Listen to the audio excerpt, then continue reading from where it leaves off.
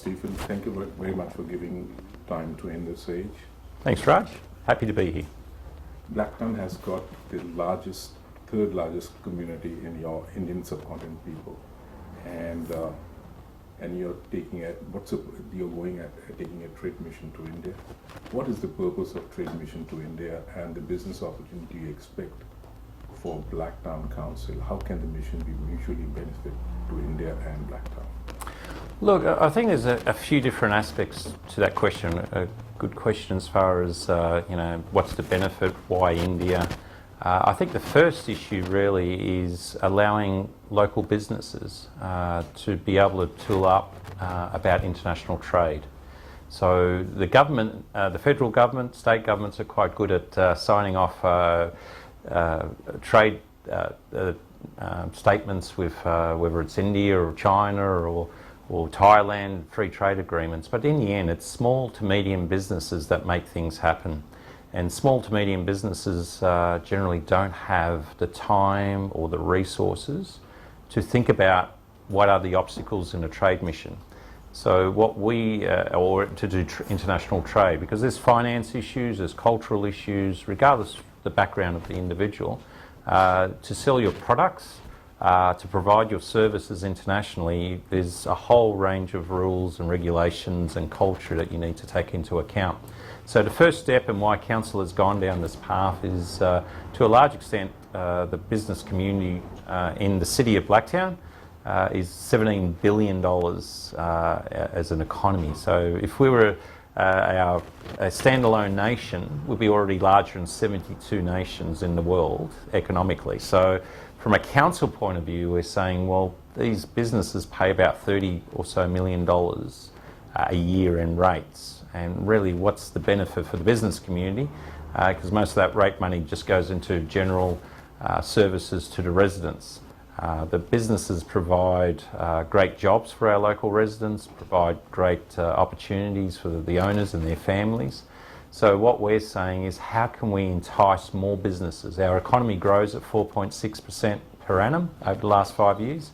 We are one of the fastest growing local economies as based on council areas in Australia. So how do we continue that growth? So we see trade missions as a classic way. And the reason we selected India, we've been to Korea a couple of years ago, and to India, given that the subcontinental people make up a fairly large percentage of our population here, and it's probably about 40,000 people also either identify themselves as a second generation, first generation born here or born overseas. Why not enhance and harness the energy of our subcontinental friends from India to actually support this trade mission and give us the tools and support in getting businesses to India and understanding the culture.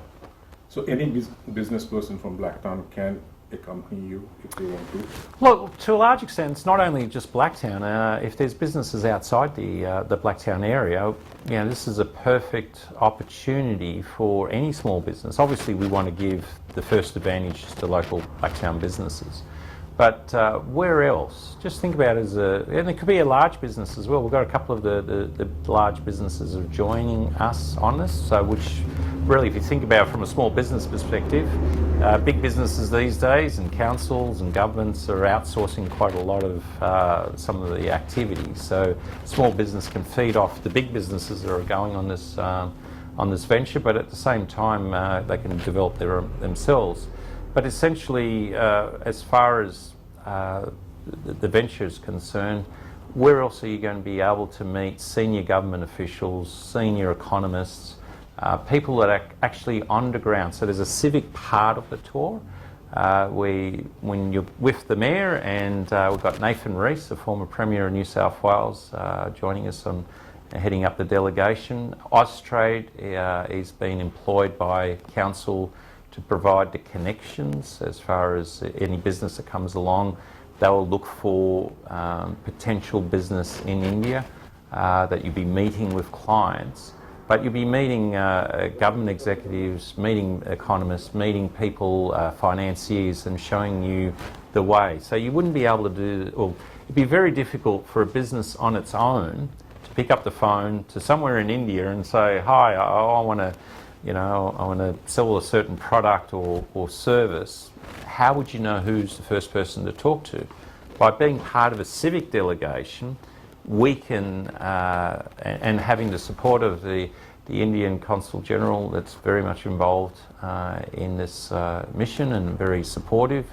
The Australian High Commissioner in India is also extremely supportive, and as I said before, Austrade. So this is a perfect opportunity to get connections that you would never get on your own. And if you ever hit a hurdle, so after this mission, whether you actually continue to do business or not, you'll have contacts around the place that you could pick up the phone to the High Commissioner in the Indian High Commissioner in Australia, or the Consul General, or overseas. So you'll never get this on your own. This is a fantastic opportunity to learn whether you want to do international trade or not, and India is the example.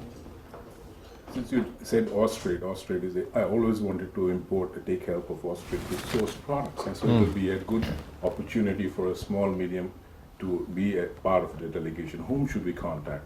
Blacktown Council. So Blacktown Council is our economic development officers, so just ring up Blacktown Council and on the switch they'll just put you straight through to our economic development officers. Just say I'm interested in the trade mission to India. They'll then send you basic information about what we're looking at as far as the itinerary. They'll ask you some questions as far as what product or service you do. That will be then packaged up, given to Austrade, and Austrade will be in contact with you. It's really important to do it soon because we're leaving on the 24th of August. There's plenty of opportunities to join the delegation, but we really need to have some type of commitment because we need to get obviously the visas, you need to get the airfares, you need to book it in. So we have, depending on how much or how little you want to do, so if you just want to be part of it all and allow everyone else to do the work, you're looking at about $8,500, and they'll be including economy class airline tickets to India, internal transfers. There's a 3-stop tour that we'll be doing, the hotels, everything included. So that way you just sit and forget, and don't forget it's a tax deduction. So firstly, you get a tax deduction. Secondly, if you spend a certain amount, which I think is $15,000, but see your account, then you get government grants and subsidies to support the mission. So the government's very interested in businesses building linkages overseas, and what better way to do it than come through with a trade mission? I'm getting excited because I was looking to take help from Austrade, and this would be a golden opportunity for me as a small player in a different role. Yeah. So, now you have answered my question, but I'll ask, why did you choose India for trade mission? Has the council undertaken similar mission to other countries, and if so, what was the outcome? So we went to Korea about 2 years ago. We took 12 businesses with us. We have a sister city with Susonggu. So we went to our sister city. They helped us out. Once again, we didn't go with Austrade on that one. We had a local Korean business broker that created opportunities for the different businesses that went along. And then we went back to Seoul. So it was a 2-stop tour in Korea. And some of the amazing things that we picked up in this tour was that businesses from Japan were flying over to meet the businesses from Blacktown when they heard about the tour. It's amazing how word of mouth spreads, and that was our first time we went into it. I suppose from a political point of view, people said to me, it was very courageous, and for a politician, when you say courageous, that means you're setting yourself up for failure or something goes wrong. It's true, because usually you get Brisbane or Sydney or Melbourne councils doing it because they have massive budgets and can undertake that. Very rarely do you get local councils to do it, but as I said before, the really important aspect is, from the council perspective, is to make sure people can live, work, play and study in the city of Blacktown. So we need to encourage businesses so they know if they're coming to Blacktown that they're not just on their own, that they've got a friend in Blacktown Council. They can pick up the phone and say, look, I'm trying to change the business type, what can I do? We've got a very close working relationship with the Blacktown Business Chamber, with the Mount Druitt Business Chamber, the Riverstone Business Chamber, so we work in with all our local business chambers, and as well as providing some free support for startups, etc. So we're always looking at what can we do to encourage business, because in the end that provides jobs for our local residents, which creates a better atmosphere of living in the city of Blacktown. So we see a valuable connection. So we went to Korea. Why India? As I said, we have wonderful Indian population here, and when they heard I went to Korea, they all said, why not India? So we said, why not? So we joined. And India is fastest growing economy in the world at the moment, and you're doing the right thing. Well, the Prime Minister was in India trying to sign an agreement. I know there's some challenges with the signing of the agreement at the moment. And this is a good way that, as far as understanding the practicalities of any government-to-government agreement, having the consulate, having the business community, having the local state governments across India there that we're visiting to actually work with us to deliver on-the-ground services. As I said before, you'll never get that opportunity. India is a vast country. Therefore, which parts of India? You told me 3 you're going. Why did you target those 3 places? And what do you intend meeting in business and government, and do you intend, since you are in Delhi, are you planning to go to Taj Mahal? Yes, great questions. As far as the destination, I left that up to the experts. So the Austrade has been talking to various different businesses and identifying what they do and trying to find out which is the best places to go to get those contacts, which are probably the states which are got better working relationships with, whether it's the New South Wales government or with Austrade. So I left it up to the experts. They tell me where to go. I just simply go. So essentially, Austrade's now worked out that the 3 stops that we could do is arrive in Chennai to start with, and then off to Mumbai, and then finish up in Delhi. So it's ideally for the 3 areas which presents, and I know there's many other areas, and many of your viewers are probably saying, why not my town? It's a fairly big country, and if this is successful, we can do other trade missions into the future. But I relied on Austrade, depending on the businesses that are going. And as I said, this is not only just to do business. So success of this is different to, I suppose, how the federal government would rate it, how many contracts are signed. A lot of these small businesses, medium businesses, or even big businesses are for the first time meeting with people.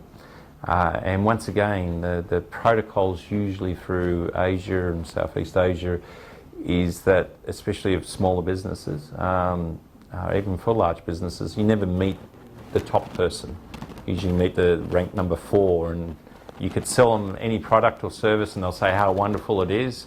Then number 4 talks to number 3, and number 3 then talks to number 2 saying, oh, there's this good business down the road, or in Australia that someone's met, should be considered. So you've gone from being the perfect business to should be considered to maybe considered to makes the number 1 who makes the decision, who goes, who the hell is this company?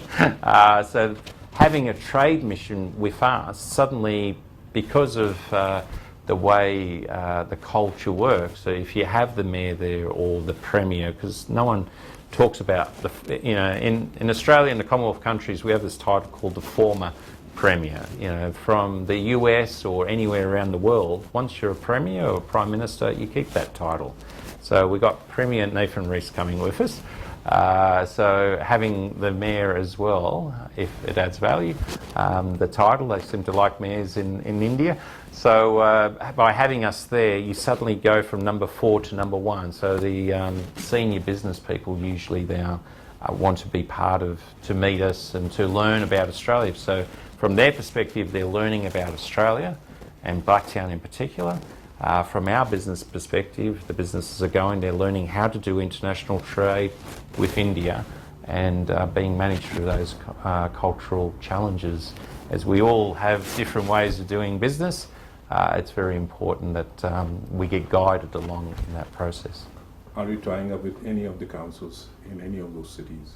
Yeah, so there's a civic part of the tour where I'll be helping the businesses as much as possible, but there'll be elements where they're doing the heavy, intensive negotiations after, I've done the welcomes and met and got a bit of an understanding. Then I'll duck off to whether it's the local state parliaments or local councils to meet up, say hello, and trying to build that relationship between our council and how things are done, and how they're doing it. So essentially, like last week and the last couple of days, I've been at the Asian Pacific City Summit, and it's great and it had 150 mayors from around the world, including India and Pakistan and Nepal. It's great to actually meet with different mayors around the place, and in the end we all have the same challenges, whether it's homelessness, whether it's poverty, whether it's sustainability, dealing with rubbish, managing the council budgets. It's great to put Blacktown on that world stage and talk about our trade delegation. So this is where we can learn from each other. You're going to Chennai, and Chennai is into the worst drought at the moment. There's a huge shortage of water, drinking water there. Yep. And there's a lot of opportunity in that area for you or your business delegation to help, because India definitely needs desalination and other things and other ways of securing water for future. Yeah, absolutely. And there's obviously Sydney has a desalination plant, and there's actually a mobile desalination plant. You just reminded me, which council and Kids West and the Blacktown Chambers organised. Kids West actually organised the funding for one, which is going out to rural areas. It's a mobile unit that cleans water for the bore water, smaller units. So that may even be something worthwhile that can move from place to place to clean up the water for a certain number of people that can access it straight away. So there's different opportunities. You're right. The India Independence Day is coming August 15. Is Blacktown Council planning to host Indian flag somewhere in Blacktown? Yes, in the village green we'll be hosting a flag raising ceremony. There'll be some Indian events as well as the singing of the anthems of both Australia and India. So they'll be undertaken, and it's great to have people like Melinda Singh on Blacktown City Council, Susai Benjamin with Indian origins, who are talking with the consulate and supporting us in making sure that culturally we appropriately celebrate the Indian Independence Day. It's the 150th birthday of Mahatma Gandhi, and Parramatta has got the bust. Now, is Blacktown thinking of anything on that track, or planting trees, or having a statue? Is there any plan for that? All of the above, yes. So essentially we've planted 150 trees to celebrate the 150th birth year of Gandhi, and we've already done that. So that's been planted in Harper's Bush down in South Blacktown there on Reservoir Road. So that's been successful, and once again the Indian consulate was out there, and the range of councillors and federal MPs, etc. So we were all together there with the community, and we are now negotiating for a similar statue to be brought to Blacktown. So we're just identifying the right location, and hopefully we'll have a statue of Gandhi in Blacktown. Because Government of India will be more than happy to supply you the statue free of charge, I'm quite sure. They've said that, so, but I think it's the important aspect is getting community support, which I don't see much of a challenge, but working out the exact location. I think a person of Gandhi's stature needs to be placed in a prominent location, and has to have some type of theme around why we're placing it. It's no use just putting in any old park. We've got to treat him with absolute respect. I like the way giving respect and giving it to the right place. That's very, very important for a person of Gandhi's stature. Now, 550th birthday anniversary of Guru Nanak is coming. Is Council planning something on that?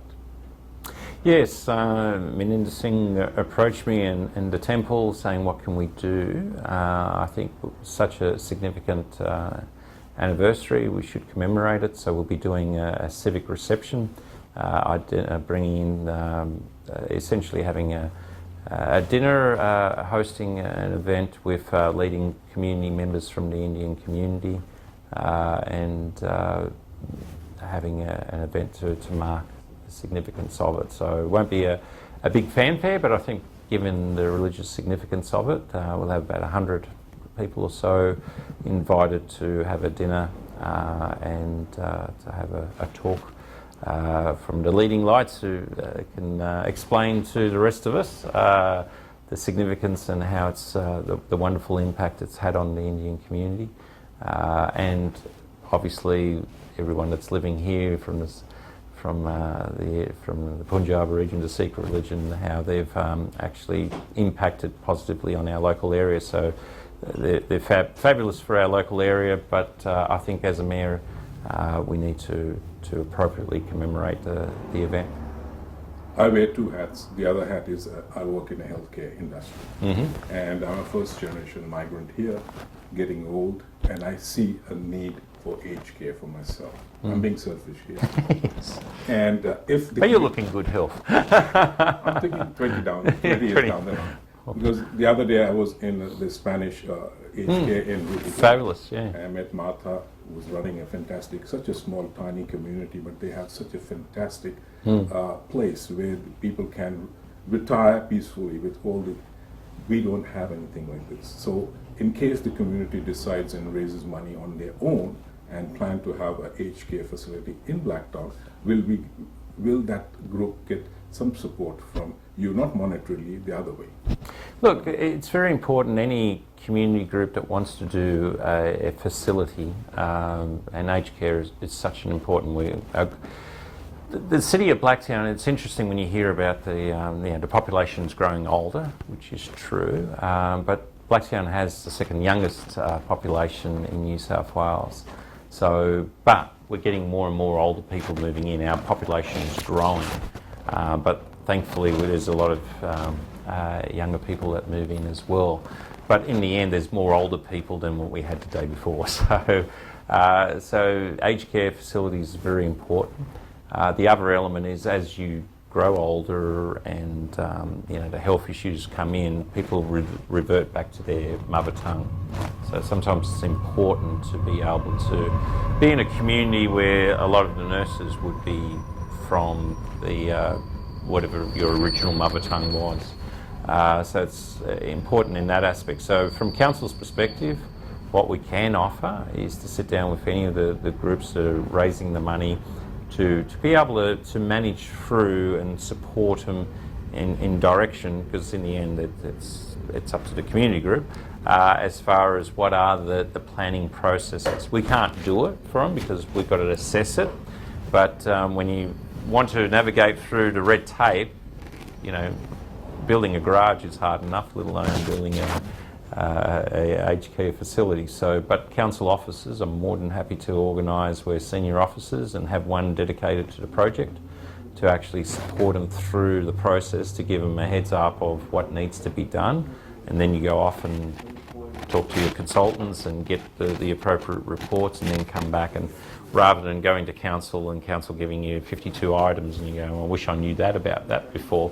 So we've got to work in, it comes back to like the trade mission and everything else. Blacktown Council wants to facilitate the process going forward. If you do the wrong thing, you'll be told. But if you want to learn and listen and work together, that's what we want to do. So if we can, cut some of the problems before they happen, and you know exactly what reports to do. So that early stage of getting to council to say, we want to do this, so we can then step them through the process. How long does it take? What are the different reports they need? So happy to help. With so many high rises going everywhere in Sydney, and even in your council. Yeah. And there's so much. What's your take after seeing so many defects happening in all these new buildings around in Olympic Park to Zetland and others? What is your take on that? Look, the respective governments, there's been a about 4 or so premiers, 5 premiers that have a crack at this over the last 10 years or so. So it was under both styles of government, whether it's Labor or the Liberal coalition now. It started about 10 years ago where the government and the opposition in that era, so we're both to blame, fought about essentially having private certifiers. Why? Because the government was saying, you've got to cut the red tape, you've got to speed up the process, you've got to, councils are asking for far too much information, etc. So it started about 10 years ago, but under the watch of this government, the 3 premiers that we've had over the last 8 years, they've really done nothing to review the laws until last year when the Opal disaster started, and then even then they've just put in minor amendments. We've been calling out for the last 5 or 6 years saying this place needs to be reviewed. Too many people are bypassing council. You can still use council as part of the certification process, but people just see if you go to a private certifier, they can sign off on everything and then tell council. So council just gets the paperwork and files it after it's all been completed. And as we know with most places, there's one thing about having self-regulation, but if you want to cut costs, if you want to, when people are doing their business, there's a lot of ethical businesses out there, but we also know there's a lot of businesses that cut corners. For them to discount their fees, whether it's taxi drivers versus Uber, whether it's lawyers, you can get really good lawyers and doctors, and then you get the ones that are dentists, you name it, and then you get the cut price ones. And if you're a developer that's not all that scrupulous, wants to maximise profits and move on as quickly as possible, you know which private certifiers to hire. And because these private certifiers may only have a couple of developers, so they're actually serving, rather than being an independent, they're almost on the payroll because they're the major contractors to these developers. So the whole system has been shaking for a while. The Labor Party has been calling for a review of the system. We need to think about how much council needs to re-inject itself into the process. Because if you go through council for the approval, then you might as well complete the process with council. But a lot of the approvals now is being outsourced to private certifiers. And some of the challenges that we're seeing is that neighbours don't even know what's being certified next door. You go to council, the council will at least letterbox drop houses around the place and notify. You don't wake up one morning and suddenly see a 2-storey house next to you and you go, where did that come from? So we need to have a mature discussion, but it's got to be done really quickly because the amount of, it's almost now on a weekly basis that we're hearing another building, whether it's the cladding, whether it's the materials, the cracking, etc. It's coming out more and more, and I think somehow we need to be able to identify where the problems are, why, and a bit more red tape, I think. If I was buying a high-rise, I don't know who has this information, but I'll be asking who was the architect, who was the builder, and who certified it.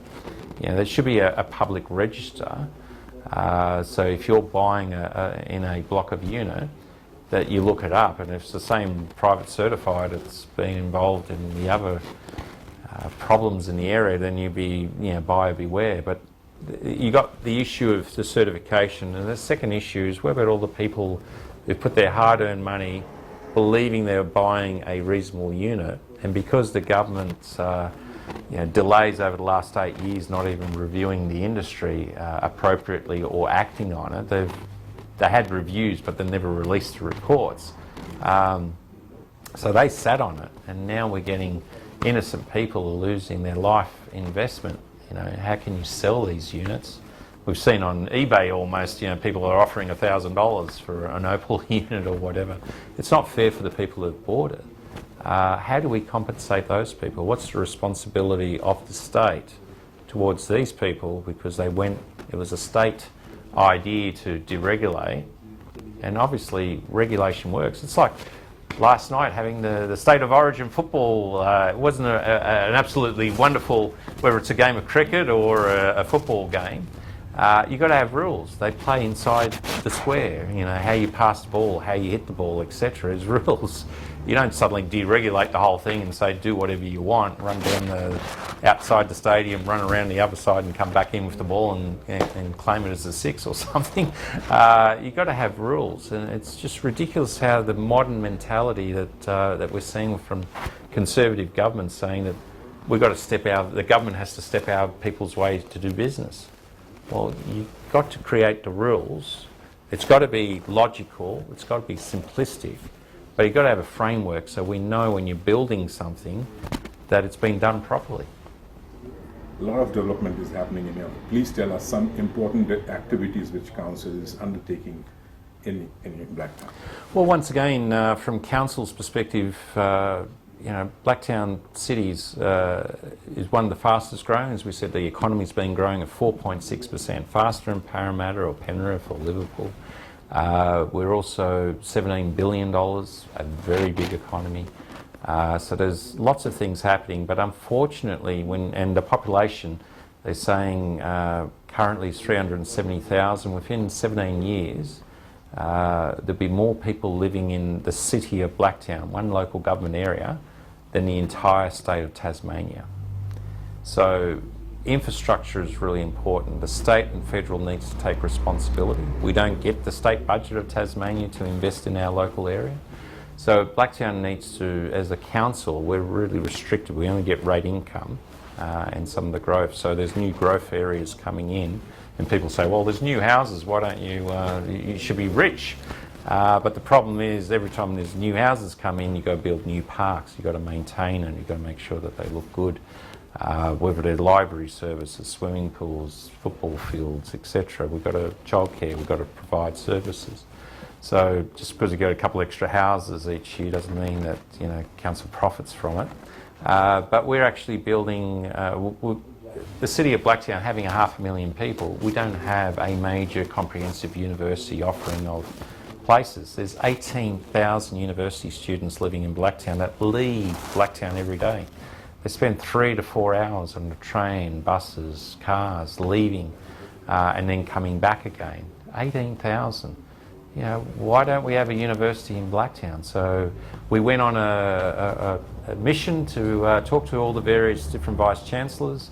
The Australian Catholic University, ACU, is the first one put up their hand to say, we want to invest in Blacktown, we want to build 2 major buildings in the Blacktown area to house the university students, you know, so which is great excitement. So that starts over the next couple of years. Nursing and teaching and business will be and philosophy will be the 4 major areas that they start with.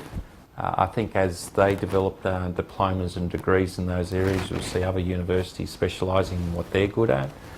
So we're looking at a collegial model of universities working together, but specialising in their areas. Because the last thing we want is, we've seen the university sector, any other city you go to, you just see, you know, tens or hundreds of universities popping up, and they're all doing business courses. They're trying to bring people from overseas, as we've seen from the Indian community, here, do a business course, and then they leave you on their own.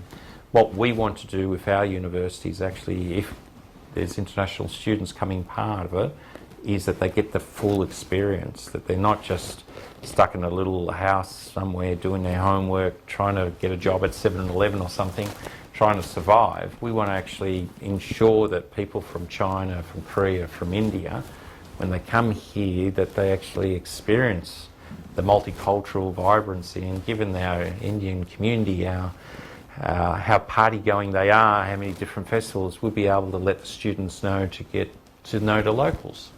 And that way they get a proper Australian experience, but aren't going to be homesick because they'll be celebrating Diwali and a whole heap of other things. So the university is a big project, and that's moving on well. We're also building a $100 million high performance and health recovery. You were talking about your health a second ago. In the Blacktown area, a lot of people work in manufacturing, work in civil construction industry, so lots of back injuries. So we're taking the sports model, as we see when an elite sports person gets injured, a few weeks later they're back on the field. If a worker gets injured, it's like months, if not years, before they get back in the workplace.